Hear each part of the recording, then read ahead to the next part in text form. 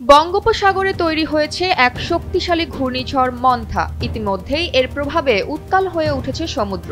আবহাওয়া দপ্তর জানিয়েছে মঙ্গলবার সন্ধ্যার মধ্যেই এটি আছড়ে পড়তে পারে উপকূলে। তবে এর প্রভাব পড়বে পশ্চিমবঙ্গের উপকূলীয় অঞ্চল সহ আশেপাশের বেশ কয়েকটি জেলাতে। আবহাওয়া অধিদপ্তর বলছে দক্ষিণ ও দক্ষিণ পশ্চিম উপকূল জুড়ে জারি করা হয়েছে সতর্কতা। মৎস্যজীবীদের এই মুহূর্তে সমুদ্রে মাছ ধরতে যেতে না করার হুঁশিয়ারি দেওয়া হয়েছে। আর যারা ইতিমধ্যে সমুদ্রে আছেন তাদের দ্রুত ফেরার নির্দেশ দেওয়া হয়েছে।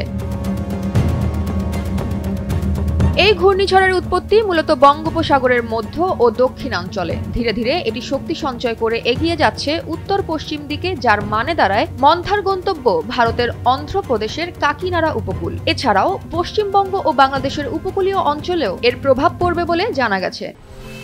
10 বছরের যাত্রা তো কেবলই শুরু। একসাথে গ্রো করার এই জার্নি চলুক আগামীতেও। পাঠাও 10 years of growing with you। এ ব্যাপারে আবহাওয়াবিদরা সতর্ক করে বলেন, আগামী মঙ্গলবার থেকে শুক্রবার পর্যন্ত খুলনা, সাতক্ষীরা, ভোলা, বরগুনা ও পটুয়াখালীতে ভারী বর্ষণ আর দমকা হাওয়ার সম্ভাবনা রয়েছে। কলকাতার আলিপুর আবহাওয়া অধিদপ্তরের পূর্বাভাস অনুযায়ী ঘূর্ণিঝড় মন্থা উপকূলে আছড়ে পড়ার সময় এর গতিবেগ ঘন্টায় 110 কিলোমিটার পর্যন্ত হতে পারে এবং কলকাতা, হাওড়া ও হুগলি জেলায় ভারী বর্ষণের সম্ভাবনা রয়েছে। তাই ইতিমধ্যেই পশ্চিমবঙ্গের উপকূলীয় জেলাগুলোতে জারি করা হয়েছে জরুরি সতর্কতা।